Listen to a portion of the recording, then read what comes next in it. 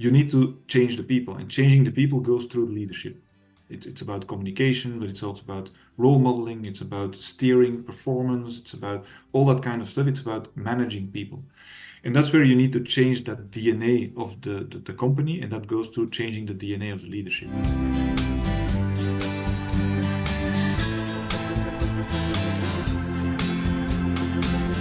Everyone, I'm Richard Parfitt, the marketing director at iVentiv. I'm joined today by Christophe Vanden Eede, who is the global head of talent management at bpostgroup, a position he's held since January 2023. Christophe started his career at Electrabel, which is now ENGIE, where he later became the chief learning officer for Benelux. From there, he went to Telenet Group as the chief talent officer, and then ING Group as global head of talent management.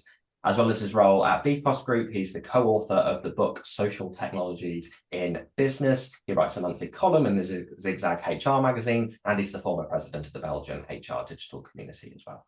Christophe has been attending iVentiv events since, according to our systems, 2011, and will be facilitating a session at iVentiv's Learning Futures Eindhoven later this year on transforming leadership DNA for global organizational change, a topic that we're going to explore a little today. So first of all, Christophe, welcome. Thank you so much for joining us. Yeah, thanks for that very nice introduction. Well, I was saying to my colleagues before we came on to record, I've never had so much trouble squeezing a career into one paragraph of introduction. You've done so much. It's sort of 5 careers worth of experience. So congratulations on such an impressive career today. Thanks. First of all. But yes, so as I mentioned, you're leading a session at our event in Eindhoven on transforming leadership DNA for global organizational change. So I just wanted to start asking if you could say something about the work you're doing around leadership and organizational change, and what are you hoping to get out of the conversations on that topic in June? So maybe it's important to set the context a little bit. So the company I'm working for is actually the historical postal operator of Belgium. And like many postal operators, they are facing a downturn of their historical product, which is mail, which goes down about 20% every year. And that has been happening for quite a couple of years, which means that at this moment, there's not many letters being sent around anymore. And if you read the news, you heard that the Danish Post actually decided to stop sending mail altogether. So about 10 years ago, they started to make a shift. They started moving towards delivering packages, which is a completely different kind of operations. But of course, they could leverage their infrastructure for that. But it's a different ball game.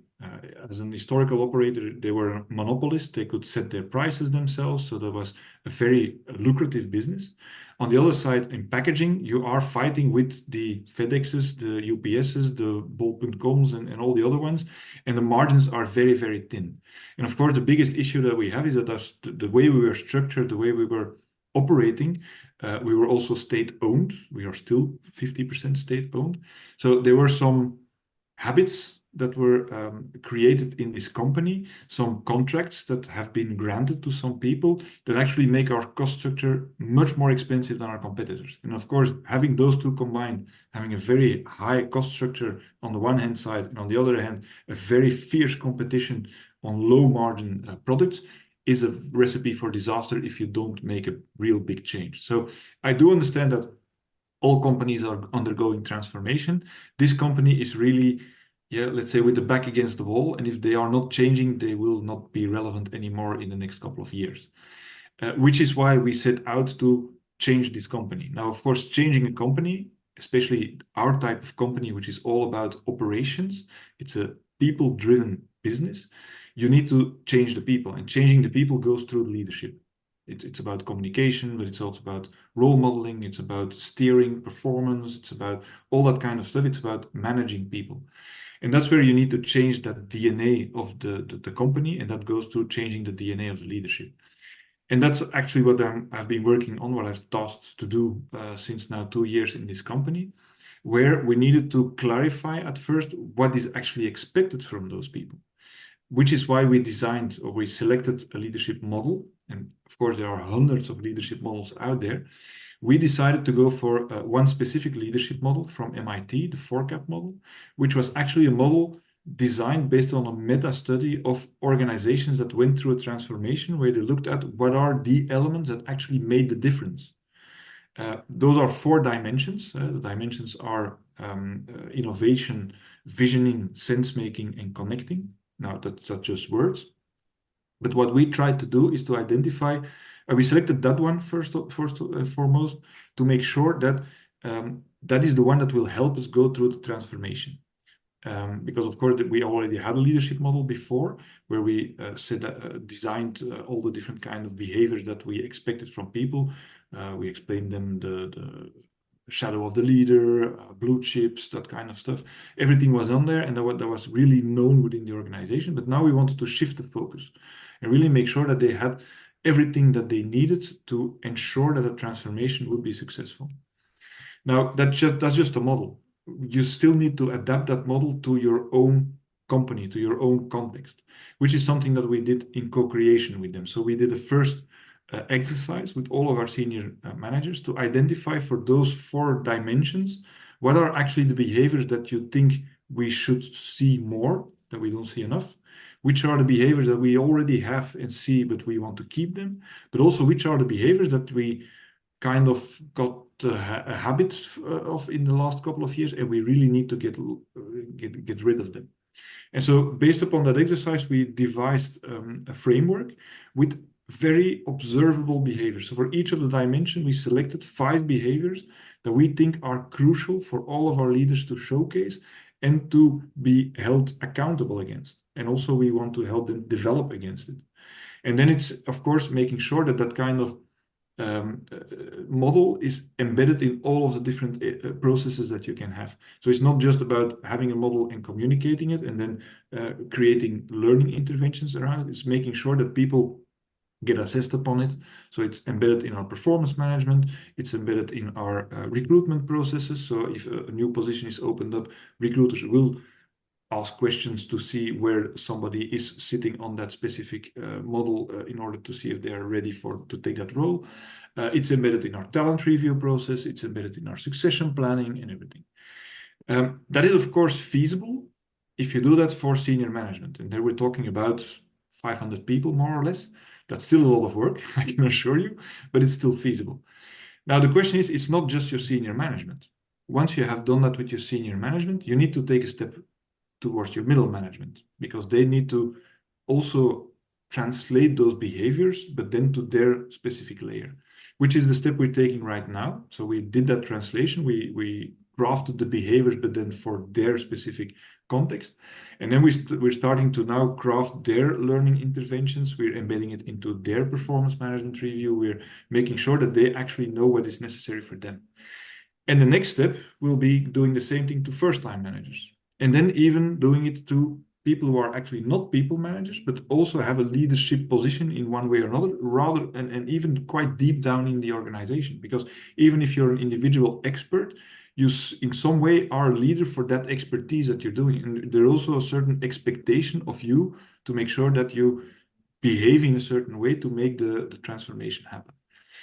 And of course, going through every layer, you need to find a different approach, because you cannot just copy the approach you did for senior management and do that for middle management, and then copy that one to first time, because there's a different scale, there's a different communication approach, there's a different way to embed it into the processes. And that's actually the work I will be talking about. And I also want to discuss with all the other ones, because I'm pretty sure that they probably have went through similar problems. They have similar issues in translating the same kind of approaches, but to different layers. And having that discussion amongst all of the peers, I think, will be quite interesting. Wow, fantastic. So, I mean, what strikes me as being really impressive there is that so often these kind of initiatives can end up being a sort of slide on a PowerPoint, and they don't get embedded into all of the actual day-to-day behaviors. But you found so many ways to really make sure that it's being reinforced, like you say, through all those different levels with all those different levers. It sounds like a really, really exciting initiative. And you touched on this in your sort of overview in the context that you just gave us, but I wanted to just dive into the question of what leadership at the organization is now versus what it needs to be and what it should be in the future. You talk about the big change you're going through, in addition to all of the big global changes that everyone's trying to deal with. So I just wonder, when you're dealing with all those different stakeholders as well, how do you identify the factors that should go into an organization-wide leadership DNA, and how do you balance that? As you said, there are many different stakeholders, and you need to make Yeah. sure that you cater to all of them. The first stakeholder, of course, is the exco.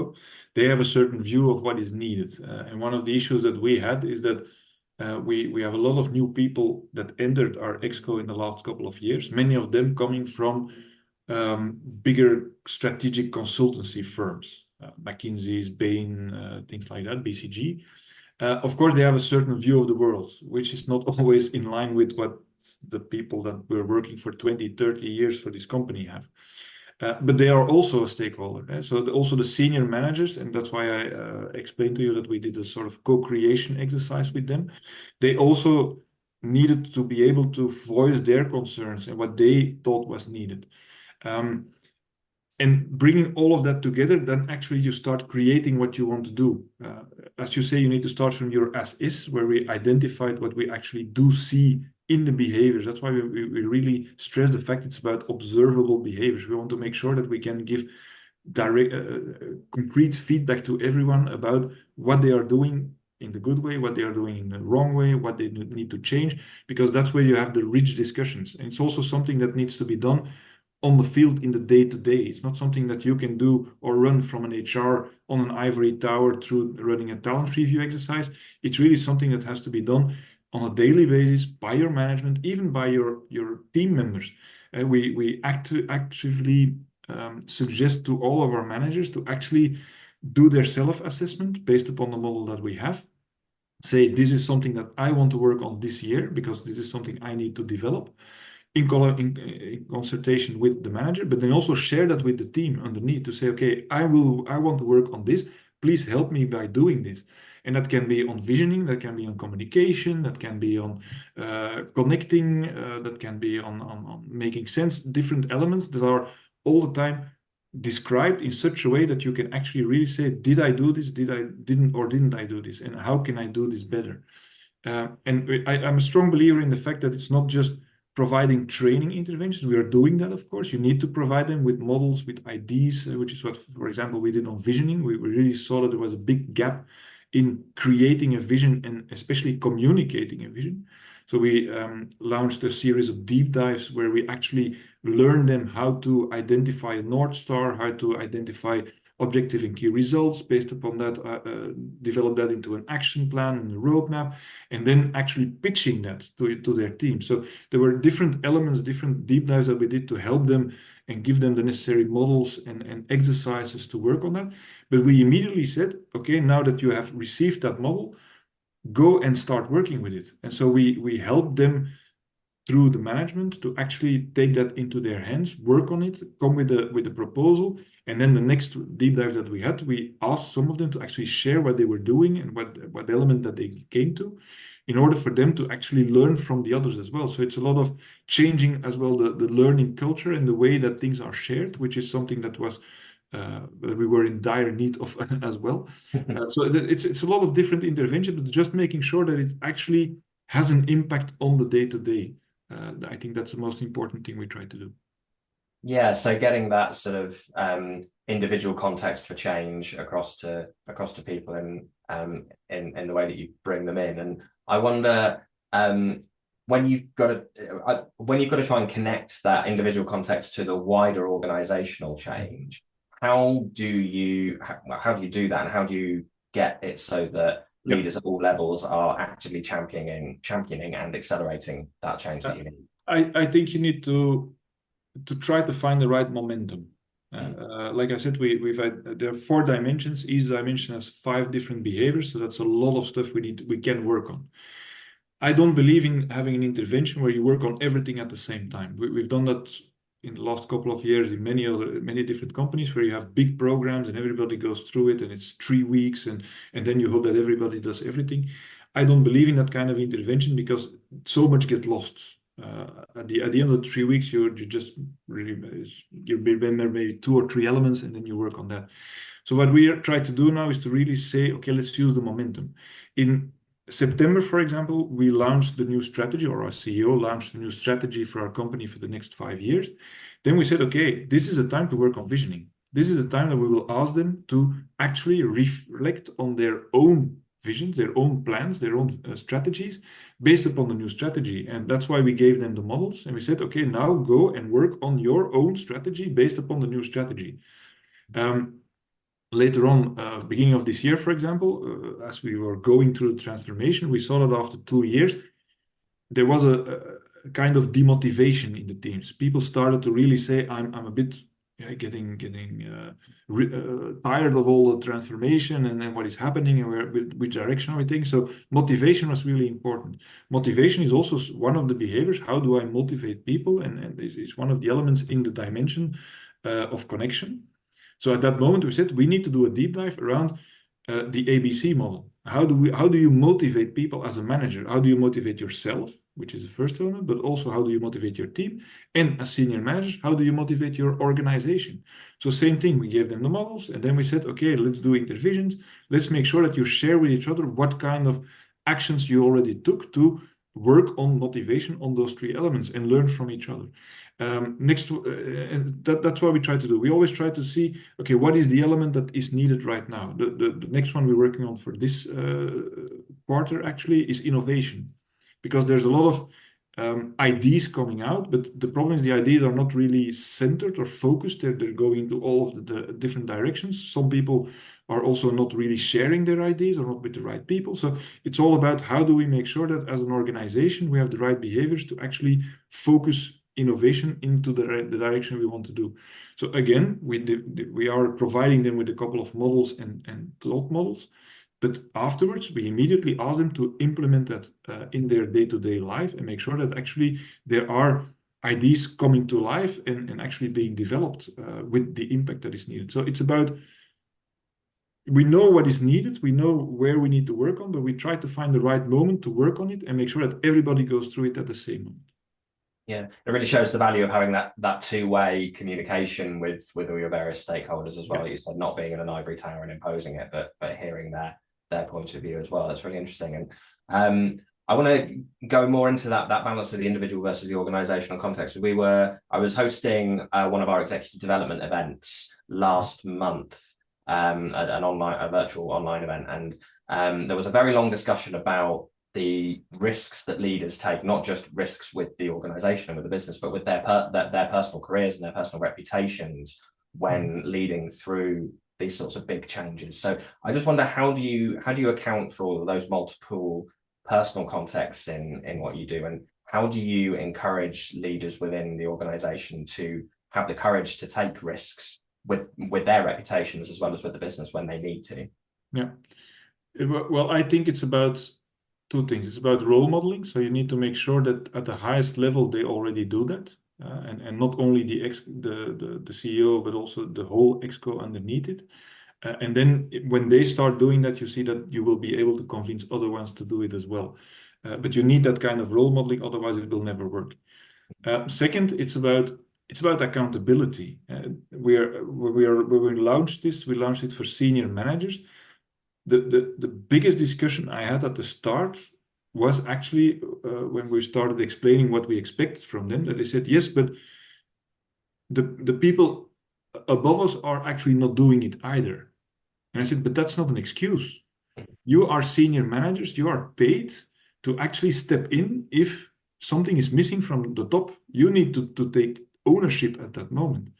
And that was a big discussion at the beginning. And it was also stemming from the history of the organization, where in the history of the organization, actually, that was something that was not expected from them as senior managers. They were actually just expected to execute whatever was being said by the exco. But that's different now. In an organization in the future, you need to really take accountability, move forward, and make sure that you go into a certain direction, and of course, align with the people above. But if something is missing, you need to step in. And that's actually on every level that you can expect that. And that's also the kind of discussions that we're now having at middle management level, at first line management level, because we're rolling out to middle management now. The first reaction they have is to say, yeah, but look at what you're expecting from us. I don't see that from my manager, where we say, no, we're still running a journey with them because we know they also need to develop on that.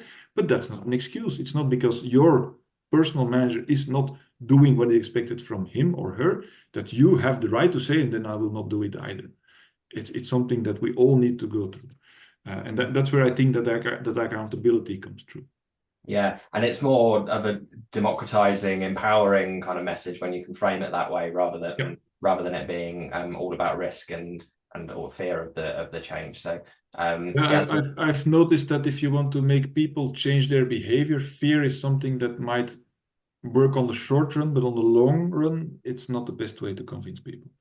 Yeah, really interesting. Okay, I know we've only got a few minutes of your time left. So I've got one more question if I can squeeze it in, because in this balance of the having organizational standards versus the personal context that we keep talking about, technology has the power to give people these really individualized learning journeys. We hear about AI and ultra personalized learning. We can't have any conversation in learning at the moment without mentioning AI at some point. So I just wonder, how do you balance the individual needs and objectives against collective expectations and organizational goals in those sort of learning interventions when you do have potentially the power to really personalize them? Yeah. So I agree that technology helps you or gives you more possibilities to personalize interventions, but I do believe that the real learning starts from reflection. Yeah? And that's why we embedded it into different processes. And the first step we always did, we did it with the senior manager, we're doing it now with middle manager, we'll probably also do it with first line manager. It's about having them doing a self-assessment about what is expected from them, that they actually reflect upon, okay, if I look at myself and I compare myself with what is expected, where do I think I stand? And then have a discussion, because it's all about having discussion, because you know what you know, but you don't know what you don't know. And there are some elements that you might see differently, but it's important to have that feedback from somebody else that is looking at you day in, day out. And we also, like I said, actively ask them to also have that discussion with their teams, to also get feedback from the teams.